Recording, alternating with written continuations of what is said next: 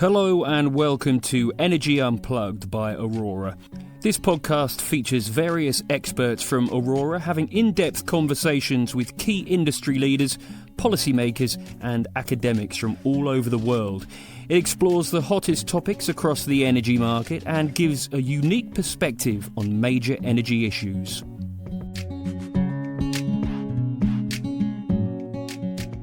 Welcome to Energy Unplugged. I'm Richard Howard, the Research Director at Aurora Energy Research. In this episode, we'll be discussing the energy transition and investment climate for low-carbon infrastructure in Europe and the US. Specifically, we'll be talking about how this has evolved since the publication of the REPowerEU plan a year ago in May 2022, and subsequent proposals regarding market design changes, as well as the passing of the Inflation Reduction Act in the US in August 2022. I'm joined by Aurora experts from both sides of the Atlantic, Julia Hoos, who leads Aurora's activities in the Eastern US markets, and Ryan Alexander, who leads our European power markets team, specifically focusing on European policies, carbon markets, and technology developments. Welcome, Ryan and Julia, to the show. Thanks, Richard. Good to be here. Thanks, Richard. Okay, I'm going to suggest we start with the basics, as I think some people in the audience will know a lot about the REPowerEU, other people a lot about the Inflation Reduction Act, but maybe some people don't have the full detail on both. Ryan, maybe if we can start with you, with looking at the REPowerEU, could you just start by explaining what was the context in which this plan came out, and what are the key pillars and policy changes that have been proposed? Sure. So if we cast our mind back, the REPowerEU plan was released by the European Commission in May last year. So we're coming up to the 1-year anniversary now. And this is really a direct response to the Russian invasion of Ukraine. So, as we know, Russia invaded Ukraine in February last year, and immediately it gave rise to questions regarding European security of supply of energy, given that Russia was the biggest source of natural gas imports into the EU and into Europe generally prior to that point. So the REPowerEU plan was really intended to chart a course forward, assuming that you could not rely on imports of Russian gas the way that Europe used to. And it was based on 5 key pillars. 1, reinforcing energy savings. 2, diversifying energy imports, which is partly about reducing natural gas consumption, but also about encouraging other sources of renewable of energy, such as renewable energy. That ties into the 3rd pillar, reducing fossil fuel use. And then 2 other pillars in terms of smart investment and reinforcing preparedness for future security of supply shocks. So thanks, Ryan, for giving that overview. And when I think about REPowerEU, what's new and different is that this is now a plan to respond to the European energy crisis and the shortage of gas coming from Russia. But what's similar to what came before is that this is a plan around accelerating decarbonisation, building on other things that came before, such as the Fit for 55 package and the 2030 targets that were already in place. I suppose the question is, how much more ambitious is REPowerEU than what came before? So in some ways, quite a bit more ambitious. So the REPowerEU plan fundamentally requires changes to 3 different directives: the Renewable Energy Directive, the Energy Performance in Buildings Directive, and the Energy Efficiency Directive. And I think where we can see the real ambition of REPowerEU coming out is in the Renewable Energy Directive. So as you mentioned, the Fit for 55 package was a package where Europe decided to set a renewable energy target, and that target was it was originally 32%. They then pushed it up to a proposed 40%. And as soon as REPowerEU came out, or when it came out, they then proposed to put it up to 45%. And people were already a little bit, let's say, skeptical about whether the 40% target could be reached by 2030. And then this increase in ambition goes even beyond that. And in practical terms, what does that mean? It means that we're talking about a total installed renewables capacity in 2030 from about 1,050 gigawatts, pushing up to 1,250 or so gigawatts. So that's 200 gigawatts extra of renewables over the next 8 years, which is about 20% more than they had originally envisaged. So the build rates that implies are sort of getting to levels that people would be quite skeptical about. And I suppose what's been, I think, a challenge with even some of the previous such policies, let alone before we sort of increase the ambition, the challenge has been around the European Commission's ability to enforce the delivery of these targets. So it's all very well, anyone can come up with a big number, but if it's then for the member states to come up with the policies to deliver it, and there's no actual mechanism to force them, to compel them to deliver certain amounts, then is there a risk that it's again a situation where big targets, but they never actually get realized? So it's yes and no. So in some ways, yes. Ultimately, these directives need to be transposed into what we call member state legislation, and that is something that allows for flexibility and also requires time. Member states need up to typically 2 years to transpose these things into legislation. Now, that suggests that these impacts either will take time to be realized, or the question is, well, so what? Just because the target is there, how are member states going to do this? And in one sense, the REPowerEU package does provide additional investment support to member states to do this. So effectively what they did is they repurposed quite a significant sum of money from the COVID Corona Recovery Fund from the previous year. We're talking about over 200 billion euros to member states to be able to achieve the aims of this package. So it's not only talk, there is investment support behind it, but on the other hand, actually that investment support is repurposed, and a lot of it's in the form of loans to member states. So actually those loans they'll need to be repaid, right? So it's not so clear cut. Okay. Julia, maybe if we can turn to you, and again, I'll ask the same questions really in relation to the Inflation Reduction Act. So what is the context in which this legislation was passed during 2022? And again, what are the key pillars? The Inflation Reduction Act really came on the back of a bill that was originally called Build Back Better that had been proposed by the Biden administration. Build Back Better and a lot of similar proposals had come through to bring through broad sweeping investment, for example, on healthcare, social policy, et cetera. But within the American political system, it can be quite challenging to push through those policies because we do need agreement largely on both sides of the political houses. So with that bill struggling to pass, what ultimately happened was that it came through in the form of the Inflation Reduction Act that kept some Build Back Better provisions and ultimately built on others.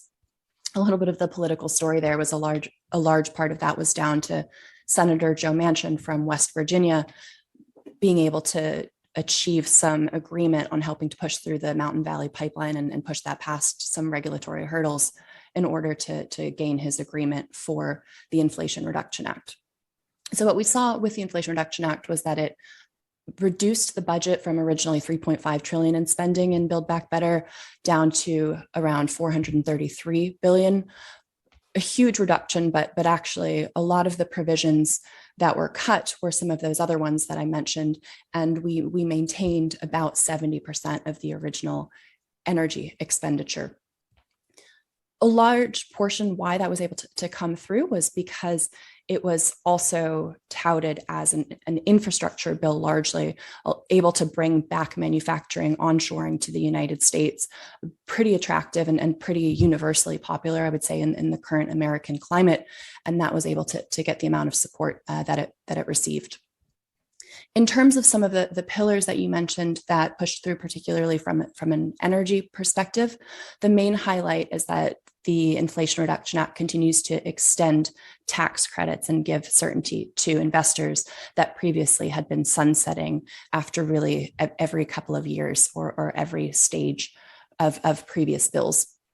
Major provisions I might highlight, particularly on the generation front, the main mechanism for credits has been the production tax credit and the investment tax credit. And I'm sure we can get into some details of those.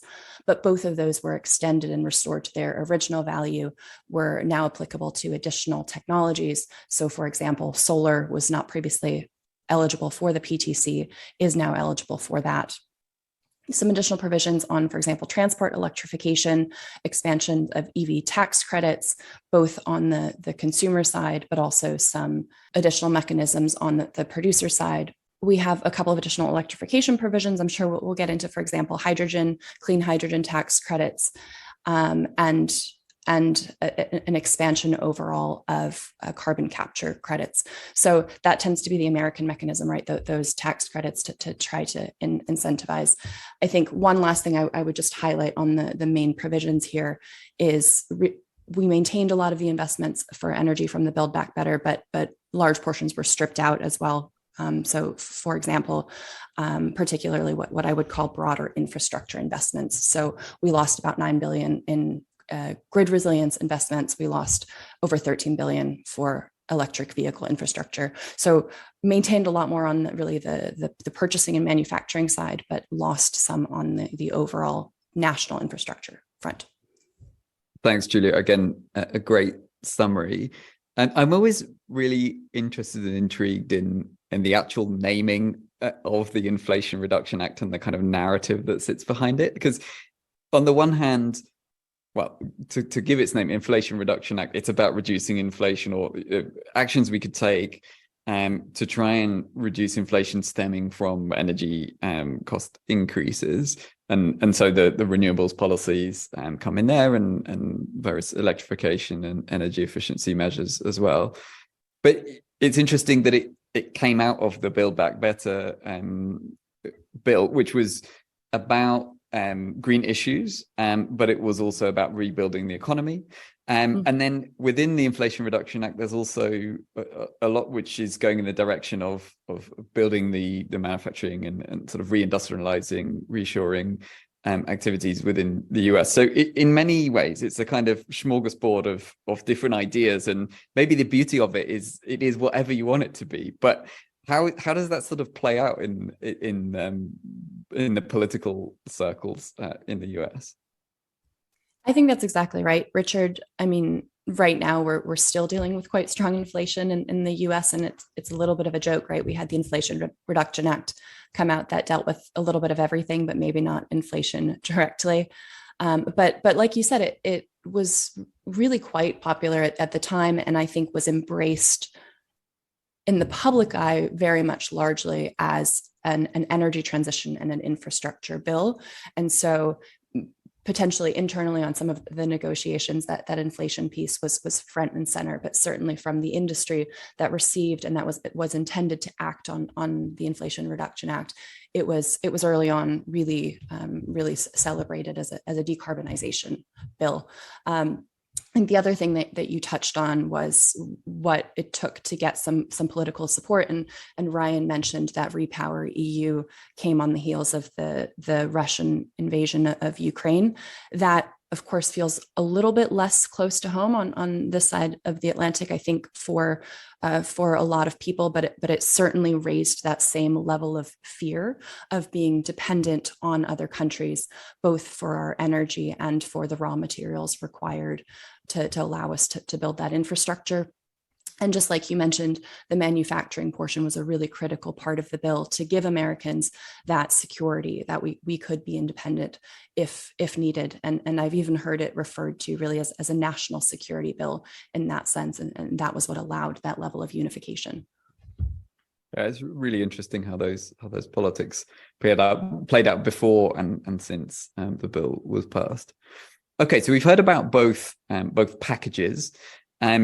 I guess what I want to try and do in the rest of the time we have is try and kind of compare and contrast and see in which areas the REPowerEU has been more successful or goes further, and in which case, in which other areas it's the Inflation Reduction Act which is more promising.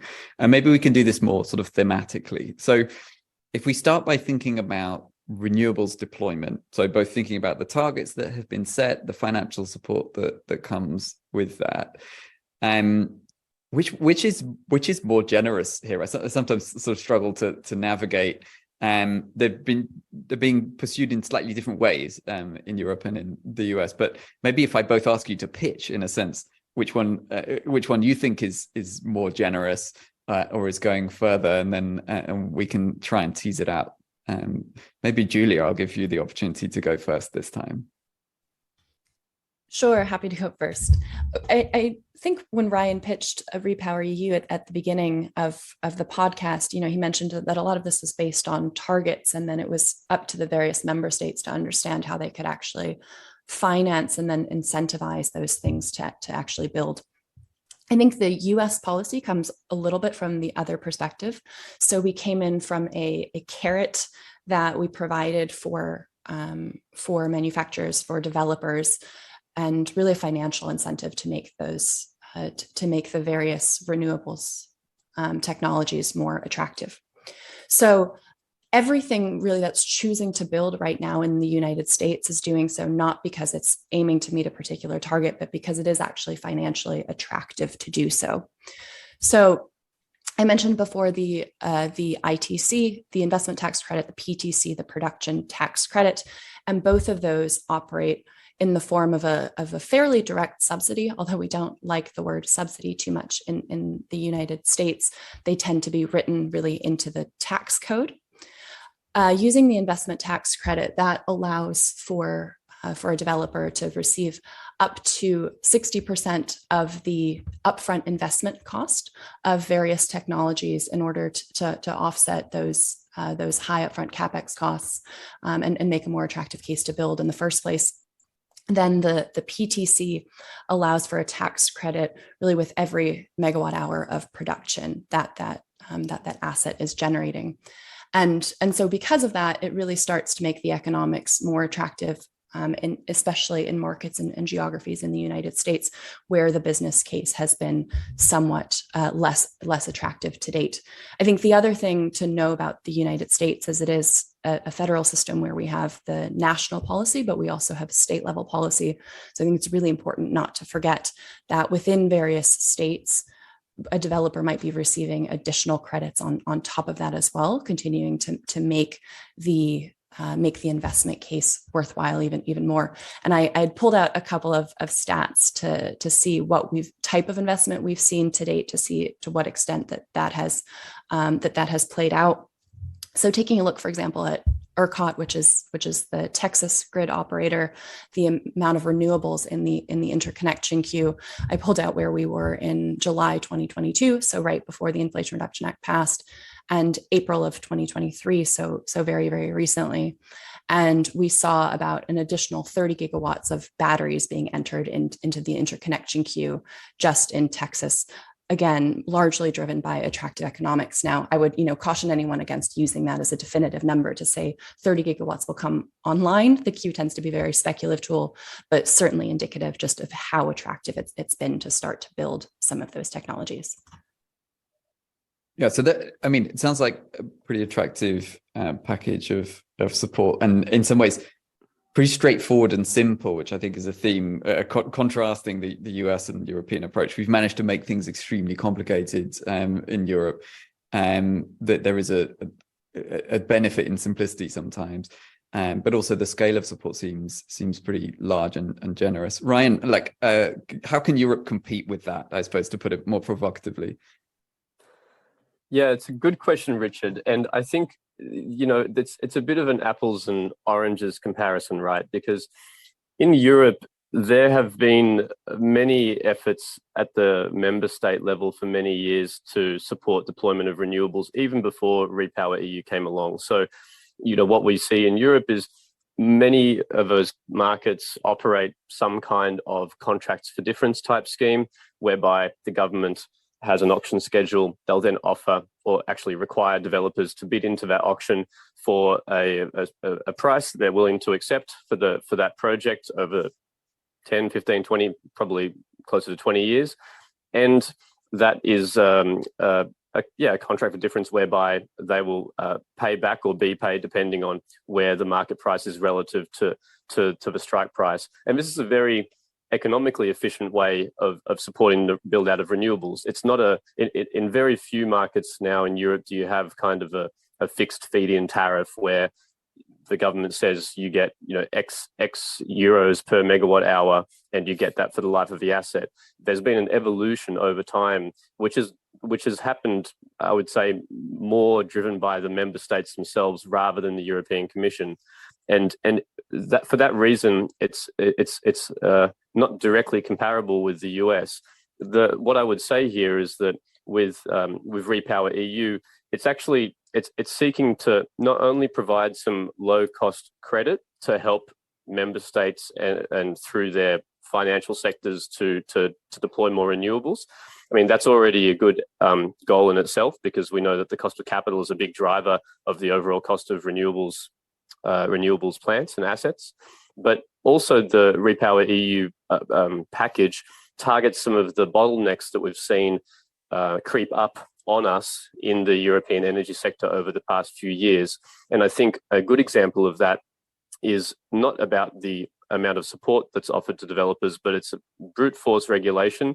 The European Commission has said, we want to reduce the permitting time for renewables to less than what it is now. We see permitting processes as one of the biggest impediments to the rollout of renewables across Europe. And we want member states to do something about this. So their target is to limit that to, say, 1 year for onshore greenfield assets and 2 years for offshore greenfield assets.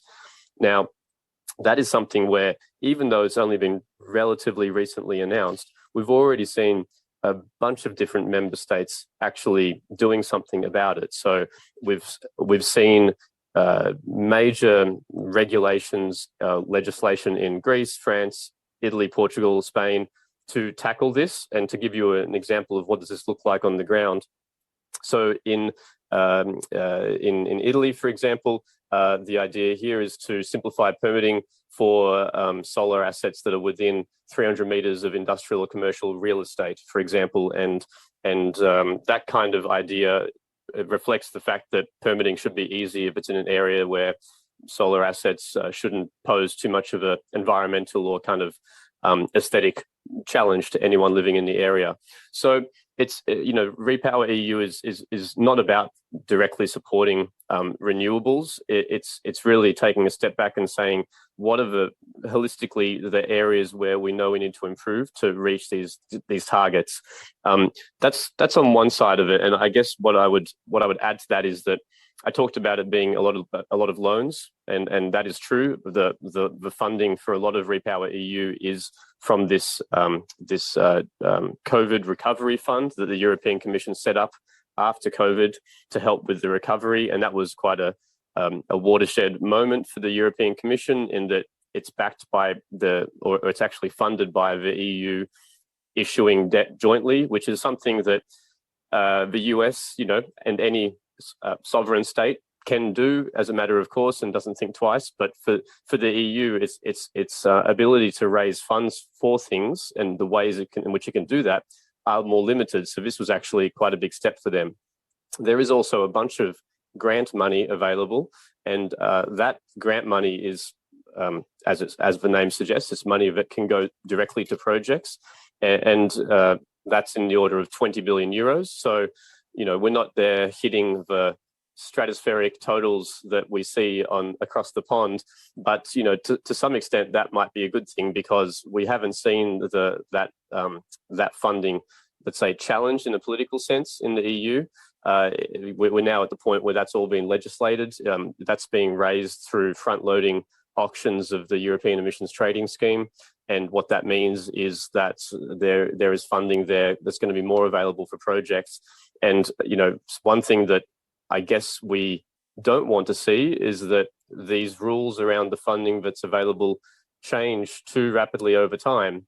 And, if I'm going to compare and contrast how things look for a developer in Europe compared to in the US, one of the things I would be worried about, to throw it back to my colleague across the pond, is, how confident are we that these rules are going to stay in place given the sensitive nature of the political negotiations that created them? I would love to actually respond, Ryan, even before that, to a couple of the points that you brought up, because I think they're really important ones. You started out by talking about the CFDs, right? So some certainty essentially for somebody who's investing in renewable generation to know that the type of price you'll be receiving for that power over time. And that's a theme that I've heard pretty consistently in the United States, just the value of having that certainty. I know, for example, some of our teams had studied the impact of various green policies over time and just discovered the extent to which you're able to provide a set revenue stream in that way. The biggest impact that has for investors up front is you're reducing the cost of capital and therefore really, really pushing down the cost of that investment. And I think that's something we've struggled with in the United States over time, as I mentioned, because of maybe that fear of subsidies, right, is to take away that certainty of the type of revenues that will be coming in. The PTC, so providing a payment with production, certainly moves us towards that direction a little bit, allows the renewables to be economic in generating, even if electricity prices go very, very low in certain areas, but certainly still much less certainty than knowing the exact dollar amount I'll receive. And so based on that, what we see in large part over here in the United States is developers or investors are very anxious really to have any sort of merchant exposure on their renewables development. The extent to which they can receive a PPA, I know that's likely true universally, but is really bred out of that really lack of certainty over time of what revenues they'll receive. I think the other tool that we've been using in the United States on that front is renewable energy certificates or RECs, equivalent to perhaps a guarantee of origin. And that comes into play when a particular state has a decarbonization target. So, for example, Maryland, Virginia, a lot of the East Coast states, New York, have those targets in place, and off-takers or utilities are required to purchase those RECs to prove the percentage of their generation that is green. And in those markets, that's an additional revenue stream that a generator can place on top of that PPA that I mentioned, or the merchant power, the PTC. And even in those cases, we see those prices spike very high on spot markets in short term. But for the generator, the value of certainty of revenues is so strong that we still see them entering into PPAs to know over time, and perhaps forego some of those short-term price spikes. The other thing that I'll respond to that Ryan mentioned was permitting, and I think that's absolutely critical. We would be kind of negligent to praise the U.S. without really going into some of the realities of what it's like to build today. And there again, you have to really start to look at the local markets and the dynamics on the ground. So one of the markets I spend a lot of my time on is PJM. That contains 13 states in the United States. So for example, Pennsylvania, Maryland, New Jersey that I just brought up earlier. And in PJM, we've had such issues with the interconnection queue and actually being able to bring projects online that it's been halted completely. So no new projects can enter the queue until around 2026, 2027 in order to even be interconnected. So that looks very different in some states. I just mentioned Texas and the amount that queue has been growing, but really the individual states, the individual transmission operators and RTOs are struggling on the ground in order to provide some of the infrastructure, the support, the permitting to actually enable those projects to come online. It does seem to me like now what's great is that we've got some political consensus, both in the US and in Europe. There is now strong political consensus of what needs to happen. We've got a plan, we've got targets, we've got financial support in various different forms. We can debate whether one is better than the other, but it's all there. But the story I hear time and time again is kind of what you've both mentioned, which is actually there are many other barriers now, which are actually there's a growing issue really here around other barriers that will hold back deployment of renewables, and it comes back to things like, can I get a grid connection? Can I get planning? Can I actually buy the equipment at a reasonable price? And can I get finance? And it seems to me lots of those factors were less of a barrier 2, 3, or 5 years ago than they are now. It seems like I just hear the same story, like in the US, but also in Europe. You hear the same stories again and again about how grid connection queues are getting more protracted. It seems like that's getting worse in both geographies. I think the permitting is something where that there are ways in which, as you described, Brian, that could be made better through changes in legislation to speed things up. The supply chain has had a horrid time, particularly the wind turbine manufacturers, and impacts of raw material prices, although some of that is now subsiding. And on the finance side, I don't get the feeling that that's getting easier. I sort of get the feeling that that's changes in monetary policy and increases in base rates has all meant that actually the cost of capital for projects has been going up, not down. So it does seem to me like whilst we have this sort of policy and political consensus and ambition, the gap between that and the reality on the ground of actually delivering projects seems to be getting bigger, not smaller. Would you agree with that?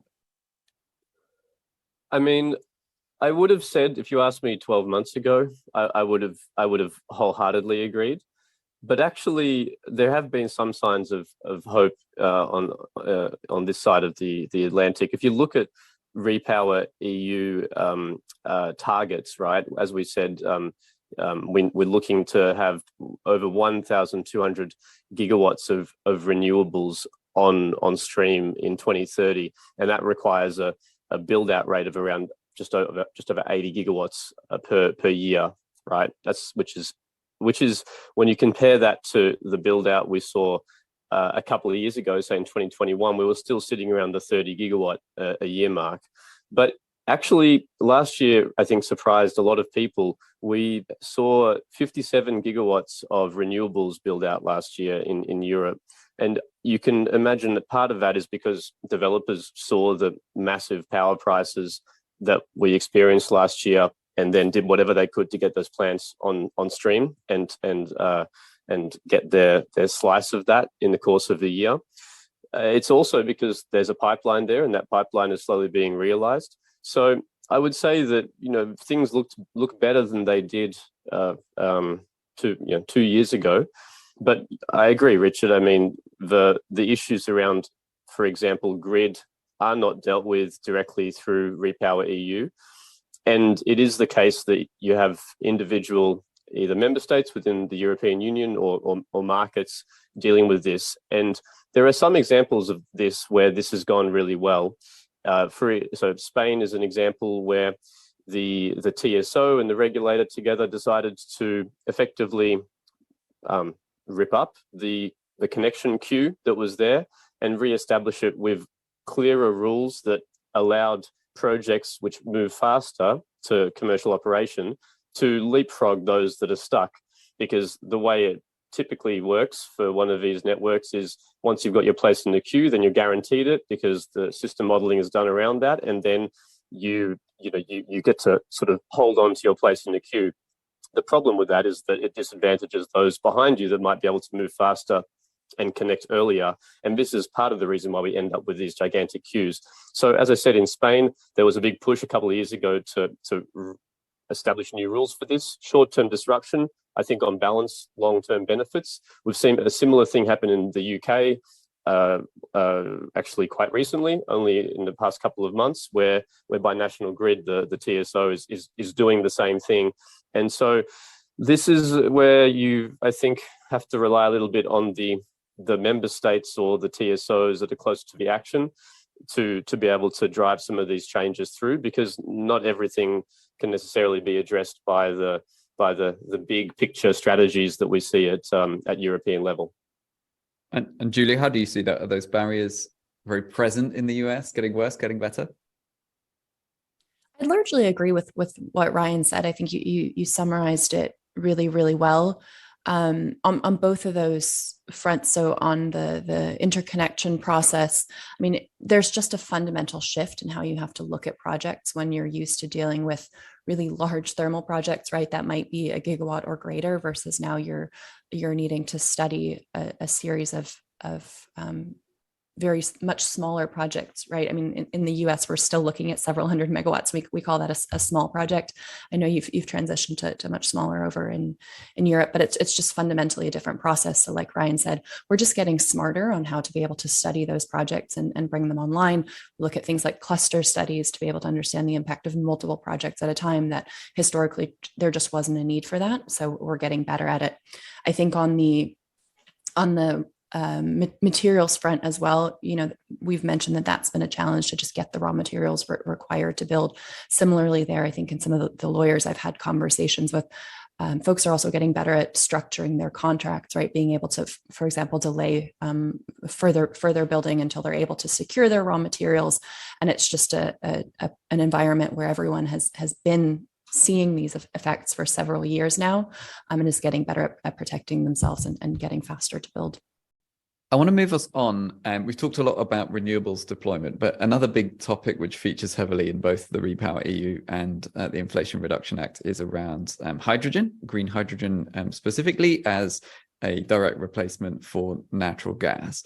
And we see sort of huge amounts of interest and ambition in this space. And Aurora's recent research identifies now that the global hydrogen pipeline of electrolyzer projects has grown to over 1,000 gigawatts globally, which is absolutely huge, roughly 2,000 times more than the currently installed capacity.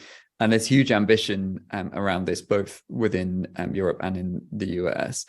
And what I see is quite interesting and tricky is kind of the way that this is being approached.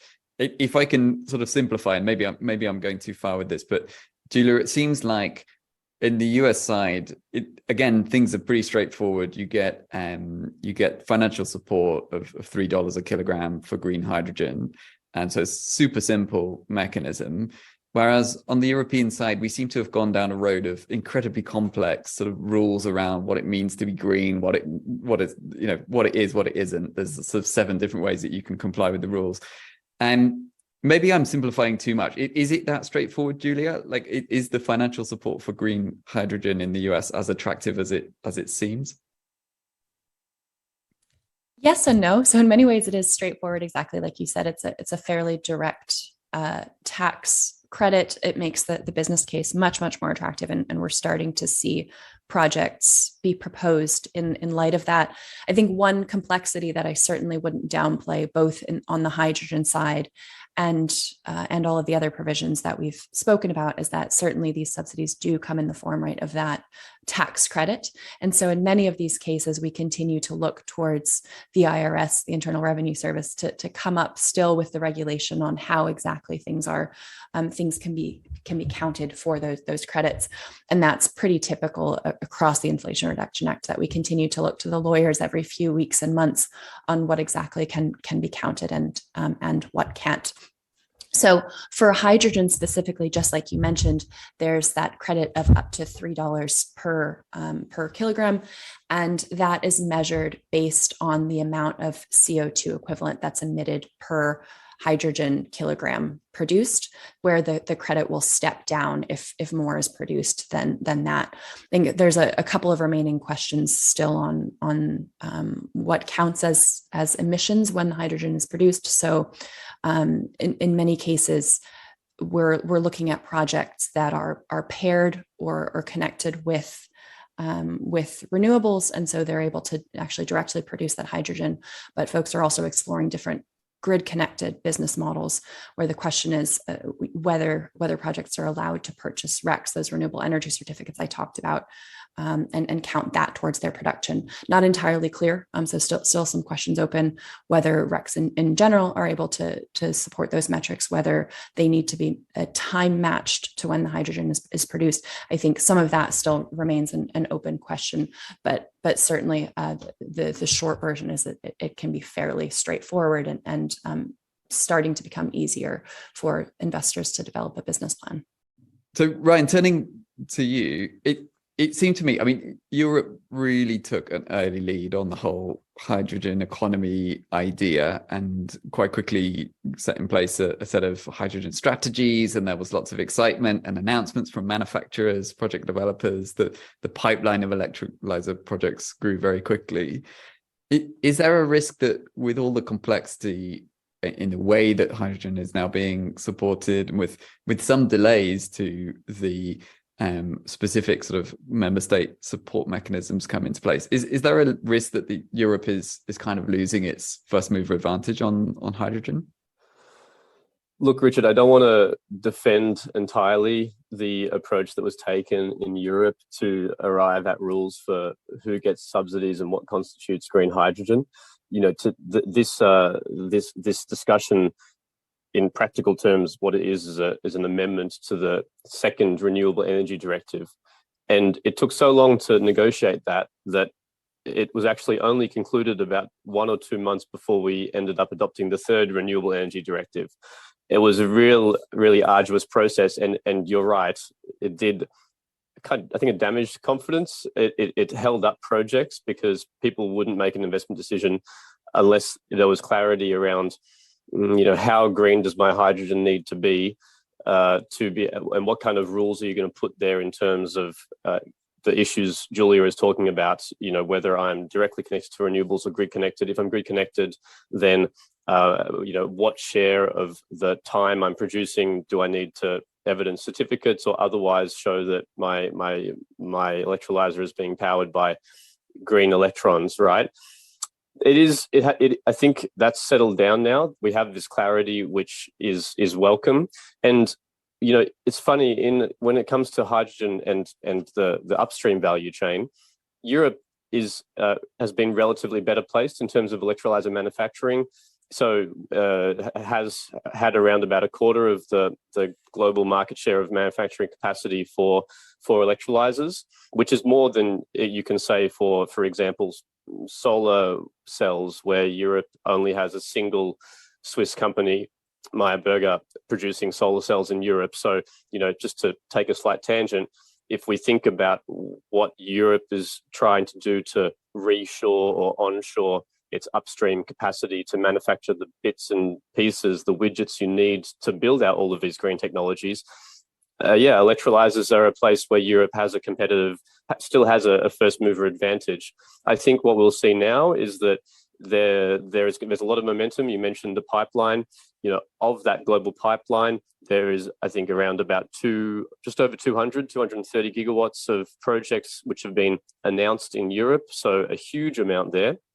And there have been, particularly in the past 12 to 18 months, several different initiatives spring up, public initiatives to provide support to produce subsidized or government-supported green hydrogen. So there's been some high-profile programs launched by, for example, the UK with a net zero hydrogen fund with around about £250 million to support on the CapEx side, and also a separate fund to support the OpEx difference in terms of bringing down the cost per kilogram of green hydrogen. The difference, I would say, though, in Europe is that if you look at the schemes that are out there, so the UK is one, Denmark is another, there's a small one in Portugal. All of these ones revolve around paying or inviting bidders to bid for a fixed premium via an auction process. So in that sense, it is different to the US. You don't have this upfront clarity about how much you're going to get before you have the auction, but once the auction is completed, you do have that clarity.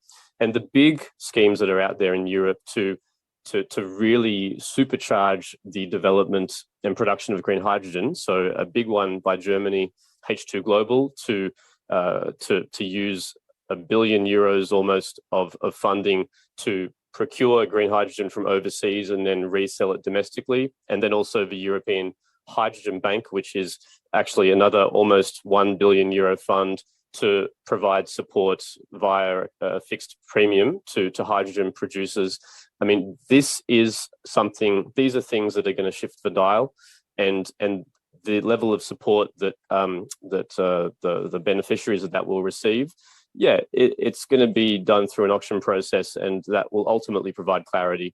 So I'm hoping that the speed bump that you mentioned is kind of behind us now, and now we actually see some of the preconditions in place to rapidly scale up green hydrogen in Europe. And I might add, Ryan, to some of the points that you just mentioned, in some ways it still feels like a little bit of a false dilemma to really pit two geographies against each other, because the reality is we don't have the infrastructure in place right now to transport that hydrogen over long distances, right? So that's certainly a plan, or at least in a cost-effective manner, right? When we look at the United States, even within the country, we're looking at trying to fund 6 to 10 clean hydrogen hubs across the country. And one of the major hotspots that's on the list is in the Gulf Coast. So that's Texas and Louisiana. The reason for that is because 60% of the hydrogen demand in the United States is located in those geographies. And so while certainly we can start to locate the production in other parts of the country, the bill adds up very, very quickly when we look at the costs of building pipelines, et cetera. So long term, certainly that we see that consolidation, but I think right now it's hard to have a conversation about cost of hydrogen without bringing it as well to cost of transport, and certainly in the short term, I think we don't necessarily need to pit the two in direct competition with each other. Good point, Julia. In some ways, it's on all of this topic of green hydrogen is sort of almost too early to tell. Like, it's great that it's moving forward, and we see a lot of ambition, and it will play out, I think, in the next few years as to which projects get to go ahead, which locations are the most attractive, and so on.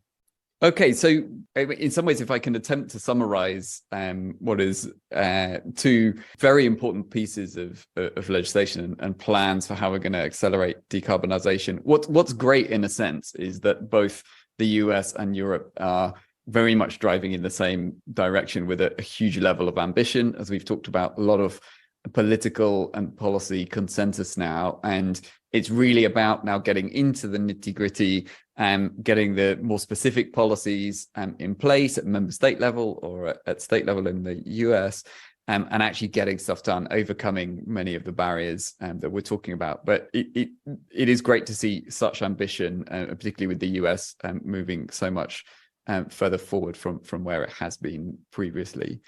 So on that note of positivity, we're coming towards the end of the podcast.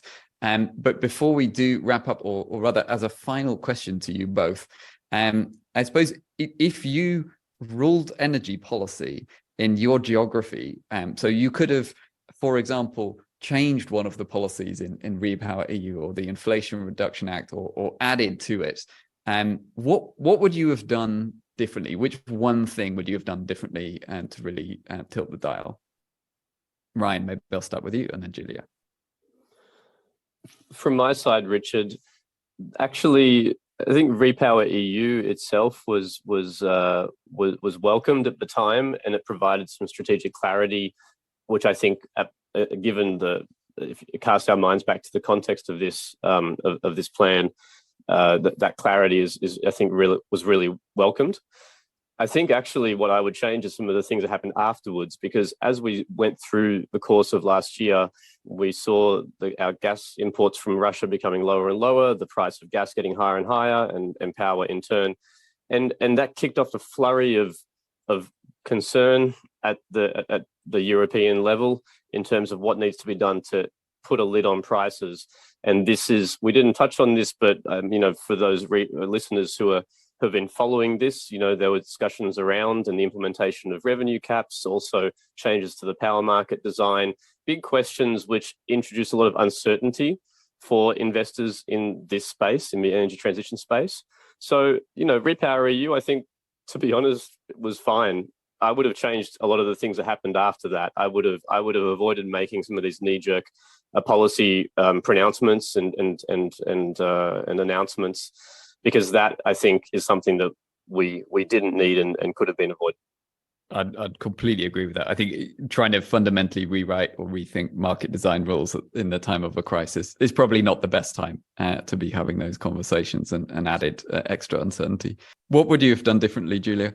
I love that question, Richard, because we typically in our job get to analyze the impacts of something, but we don't necessarily get to say what would have been better or what would have been different. I think in the U.S. case, similar to what Ryan has already said, the policy itself was exciting. We got a lot of fantastic changes that come out of it, and a lot works really well about it. The one area I would look to continue to invest more is support for transmission. In the U.S., we get a really nice price signal or economic signal on how well our transmission is working.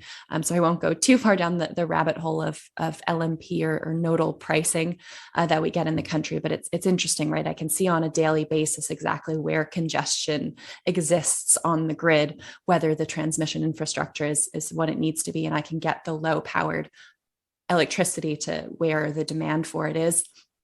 I was tracking real-time prices yesterday in a certain peninsula off the coast of the US East Coast, and we saw a price differentiation across a couple of miles of $150 in that 5-minute real-time period, which has to do with a couple different factors related to that, right? But you can really bubble it up or boil it up to the fact that the generation is not getting to where it needs to go. And so that's, I think, a challenge we'll be dealing with for a long, long time, in an area that we're going to need continued investment in. I completely agree. Again, Julia, it's such a hot issue and becoming both in the US and in Europe as well. Although we're less far along the sort of nodal or locational debate than you guys are. If you were to ask me, my one, it would be that the policymakers could have thought a little bit more about the demand side. I think what we did see through the energy crisis in Europe was a huge demand reduction, but that happened almost despite policy, not because of it. It was people responding to the price. In a sense, it's markets working, but I think there could be more effort to facilitate some demand reduction, demand flexibility, and energy efficiency. Okay, with that, we're going to wrap up. I want to really thank you both for giving your time and expertise for this podcast. So thanks very much for joining. Thanks, Richard. It was a pleasure. Thanks, Julia. Thanks so much, both of you. That was Richard Howard, Aurora's research director, talking to Julia Hoos, Aurora's head of USA East, and Ryan Alexander, Aurora's research lead for European power markets. Do keep an eye on our podcast feed for more in-depth conversations with senior members of the energy industry. The best way to do this is to subscribe on whatever platform you use. Thanks for listening, and goodbye.